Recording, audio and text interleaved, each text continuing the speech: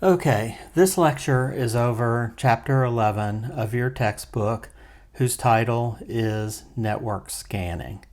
So first, what the chapter covers, there are a number of topics that are related to scanning systems, and a quick list of those are related to identifying open ports and protocols for the system, identifying system vulnerabilities, passively trying to gather information about systems on the network, and something that I think is really cool called port knocking. And it also talks about protocol tunneling. So going back and talking about the first topic, port scanning, this is basically the process of mapping network services that are available on a host that is on the network. Reasons you might want to do this is to discover what services might be running. For example, if a machine's running port 80 and 443, it is typically a web server. If that machine does not run a web server and those ports are open, then that probably means the web server is enabled and is just another way for a hacker to get their foot in the door, if you will. So you might want to shut those services down. Potential vulnerabilities are exposed by open services. So if you had old web server software, let's say on the fictitious server I was just talking about, then there may be vulnerabilities that have been fixed in the software, but because nobody's really maintaining the web server, those vulnerabilities still exist, and people can try to break into your system or misuse the system by these open ports. And like I said before, these are available entry points into a system. So they're just ways for hackers to get in. And if you don't need them, then like I said, you should shut them down. Now, there are a number of tools that are for port scanning. The first is SS. This is a newer program. The SS stands for Socket Statistics. And we'll talk about Nmap, which is a program that's been around forever, which its definition just is network exploration tool. So I assume the name actually comes from network map. Netstat is a standard command that gives you various statistics on the network and connections over the network. LOS is a super powerful tool. LSOF stands for List Open Files. You can do all kinds of things with LSOF, but in this lecture, we will talk to them or talk about it in the context of port scanning. There is Netcat, which is typically abbreviated NC. And then there's HPing3, which will allow you to build arbitrary packets and send them out over the internet to a host. And then there's something called mass scan, which is a quote fast scan of the internet. And it makes claims that it can scan the entire internet in seconds. I don't know if that part is really true, but it is very fast compared to some of the other scanning tools that I listed previously. Now, going back and looking at each of these, first SS, Socket Statistics. An example use of it would be this. I want to show me sockets that are listening and have a source port less than or equal to 1023. Now, 1023 or 1024, depending on how you want to look at it, is a very important number. When we have sockets, which are endpoint of communications, you should have learned about those in any networking classes you took, possibly CYS 145 and 245. But Ports that run below 1024 are referred to as well-known ports. They typically have a set service running on them. For example, port 80 is a web server, port 22 is SSH, port 25 is SMTP, etc. They are well-known established ports for given reasons, and you have to be an administrator on the machine or running as an administrator to be able to listen on a, quote, well-known port. So this is basically saying, show me all the well-known ports that are listening. And the output would look like this. So, some network terminology, looking at that first line, we have an IP address, which is 127.0.0.1, which is a special address known as localhost. So something on my localhost is listening on port 631. We have something listing on other network interfaces for this device on port 22, which is Secure Shell, port 80, which is HTTP, 443, which is HTTPS, and port 548, which is Apple Filing Protocol, AFP. So right offhand, I could look at this and make a guess that the machine I just scanned was most likely a Mac because it is running AFP.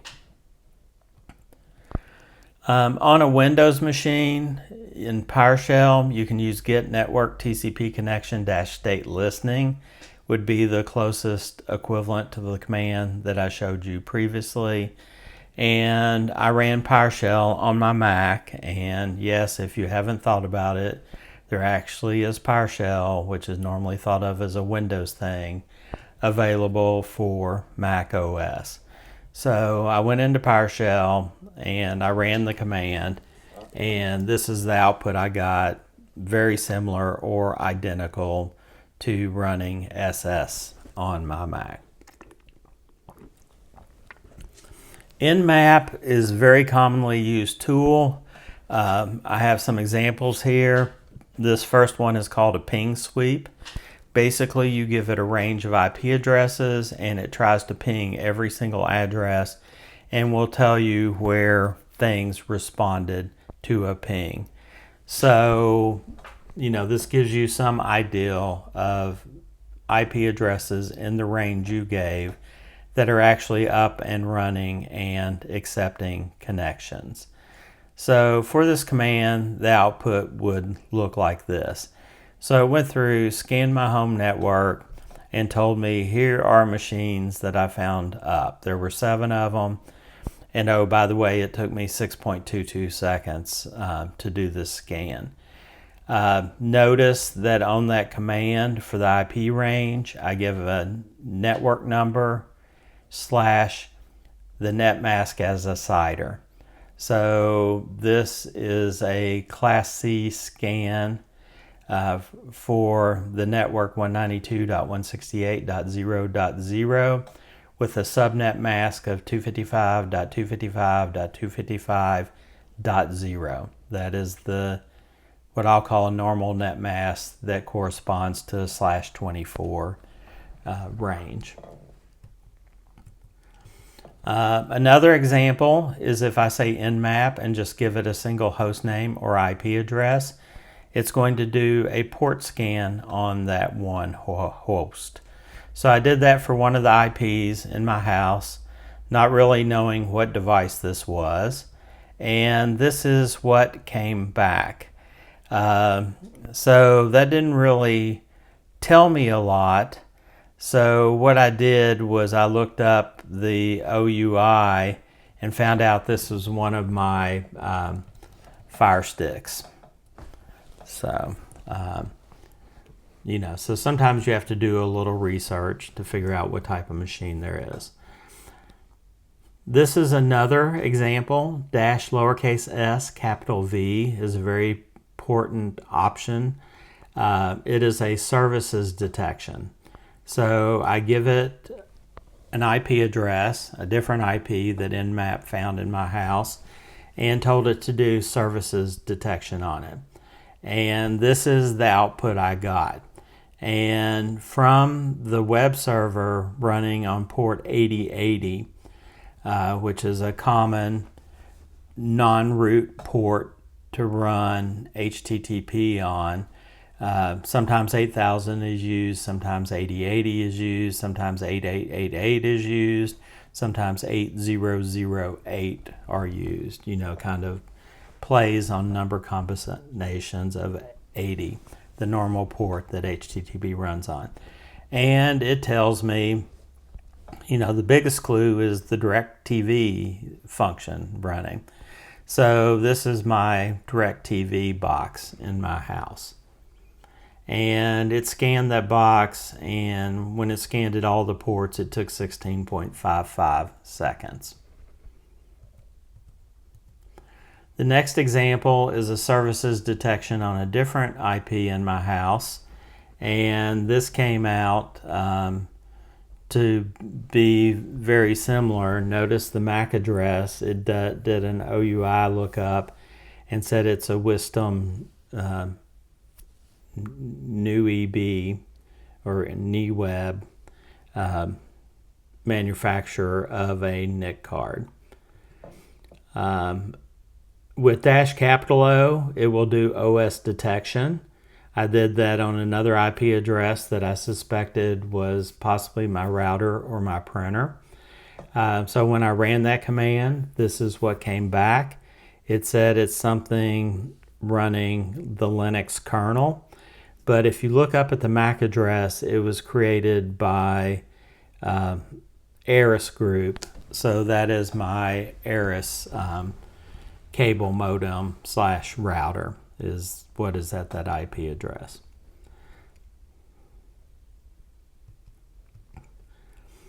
Netstat shows network statistics. If you do -1 or actually -A, sorry, typo there, it's going to show all the ports and the connections and whether or not they are established, and it will also give you the local address and the foreign address. So if we look at that first established connection, that is me browsing the web. I'm connected to whatever 60.101.117.34 is using HTTPS, and on my local machine that is the IP of my Mac, and the .57764 is the dynamic address or the dynamic port that was created on my machine for this conversation. Several terms that I will use going forward is a socket. A socket, like I said before, is an endpoint of conversation or communications. But if you're talking about it from command output, a socket is an IP address followed by a port number. So 192.168.0.123.57768 is a socket. A socket pair is the socket at both ends of the conversation. So if you take that IP address and the 60.101 address .https, that is a socket pair that refers to that web connection or the web page I am browsing. Another example, we're using Unix piping here. I will have supplemental lectures about various Unix concepts. One of them will be on I/O redirection and piping. But what I'm doing is I am saying issue the netstat command and grep for either ... or the word listening. And what that'll do is it will give me this. Now the ... is really just 3 characters, and the reason I put it there is so I get the first 3 lines of output. If I had not put that there, then I would have gotten the output that shows things that,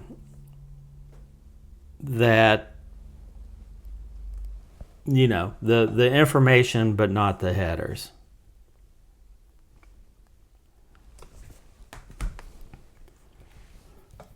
LSOF, list open files. One really handy thing is to do this, which is -I is internet, and colon followed by a port is kind of that socket notation. Normally you have IP colon port, but in this case I just have a port number. So if I issue that command, it will come back and say, this is what's listening on that port, something called Blackjack. I looked, and port 1025 originally was created for a Blackjack game, but there are other things that are using that port. If I use LSOF with no options, it will show me what has what files open. So if I said this access log, who has it open, it's going to tell me process 124 has it open, and process 687 has it open. So it will give me information about what process is using a file. NC, the netcat command, can be used with a host and port number to do something that your textbook talks about, which is banner grabbing. So if I go to Debian.org, port 222, it says, hey, that's Secure Shell on a Debian Linux machine, and it is Open SSH 9.2 P1 is the version. So it will start a communications with the machine and get any better information, which can help you discover information about that.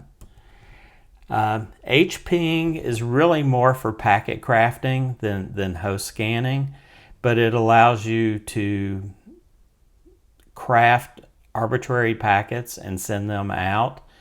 If you wanted to see if something was vulnerable to really large packets, you can say, give me a packet that's 4K in size and send it to this host. This typically does not come installed on the machines and has to be installed from source code. Masscan is the fast scanner, so you can tell it a host, range, and what port and what rate to scan. And what'll happen is it'll go through for the command I gave and come back and say, here, I discovered some ports that are listening on port 80. Vulnerability scanning is scanning systems for known security issues, for good, to correct those, for bad, to try to break into the system or cause problems for the system. Vulnerability scanners use databases or signatures to detect vulnerabilities, and then, like I said, may try to take advantage of those vulnerabilities. Often you're scanning for open ports, outdated software, or machines that do not have software packages installed that fix some security problem. There are a number of vulnerability scanners. There's Nessus, OpenVAA or VAS, and Qualys are ones your books talk about. I went and looked at some other stuff. I'd actually forgotten about this. I remember when Satan came out, but Satan was considered the first vulnerability scanner. It was created in 1995, and it sparked kind of the first ethical debate. Is this a tool or is this a weapon?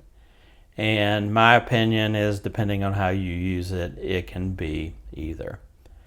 Uh, Support for this stopped a couple of years later in 1997, and a new scanner, Saint, came out in 1997 that I would consider a continuation of Satan, and that was maintained through through the 2000s and 10s at some point. Nexus was released in 1998. It was super popular. It was open source, which means it was free. It has tens of thousands of plugins for things for it to search for, so it's very capable. It works on Unix, Linux, Mac OS, and Windows. So there's all kinds of support for it. And here's an example console, pretty nice console telling you about vulnerabilities and are they critical, is it high, is it medium, is it low, and then you can delve in and get information on those and possibly how to fix them. OpenVAS was released in 2006. It was a fork of Nessus, and what a fork is in the code. That means you take a version of code, you fork it off. A lot of times you make changes and merge it back in. But in this case, they forked Nessus, which basically means they got a current copy of Nessus, and then they developed and maintained it on their own as a separate product, is what that means. It actually moved from open source, which was what Nessus was, to closed in 2005. Today it is part of something called the Greenbone Vulnerability Management Suite, and it primarily runs on Linux. Qualys was released in 1999. It is one of the earliest cloud-based vulnerability management platforms. It is provided as software as a service, which means you buy the rights to use it. They maintain the hardware, the operating system, and the software, and you are just an end user to that software. It is subscription-based per asset per year, and the estimated cost is $100 to $300 per year per asset, which can be quite expensive. You know, it can get expensive if you have tens of machines, much less if you have hundreds or thousands of machines like a large enterprise would have. Port knocking, which I said is something I think is really cool.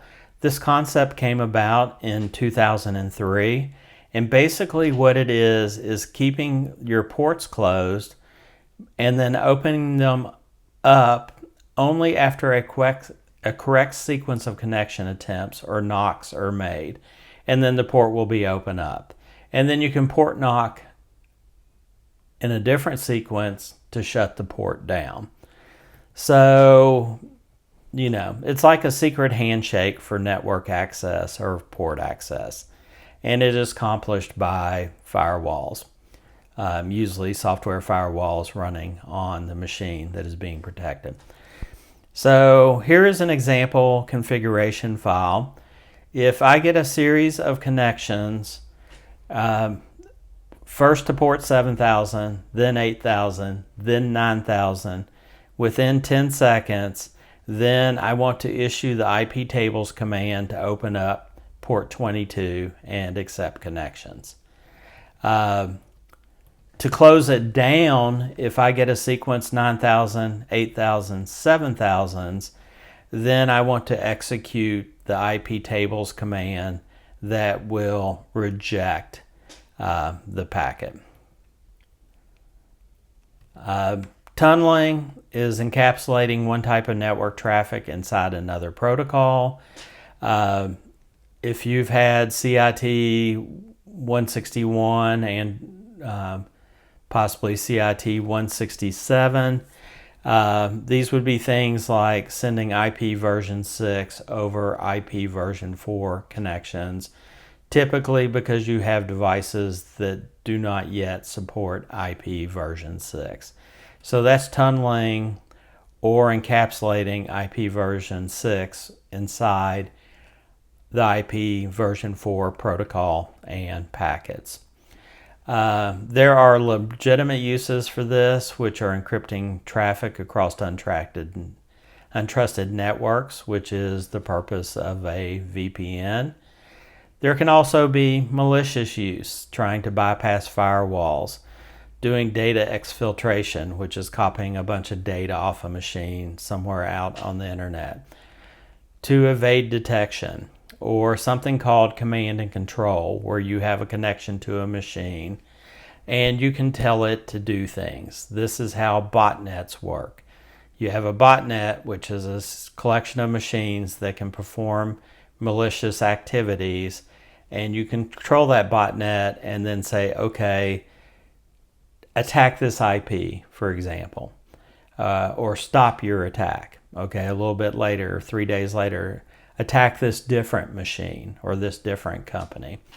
So that can be done with tunneling. Passive data collection is what Wireshark does. Wireshark listens to the network, just watching for packets and collecting it. There are a number of other tools that relate to port scanning or host scanning that obtain their information passively. One of those is P0F, which stands for Passive OS Fingerprinting, with the O replaced with a 0, which is a common thing to do in computing. Here is example output for one host from P0F. It's saying there was a new connection from this machine to a web server. It's a Linux machine.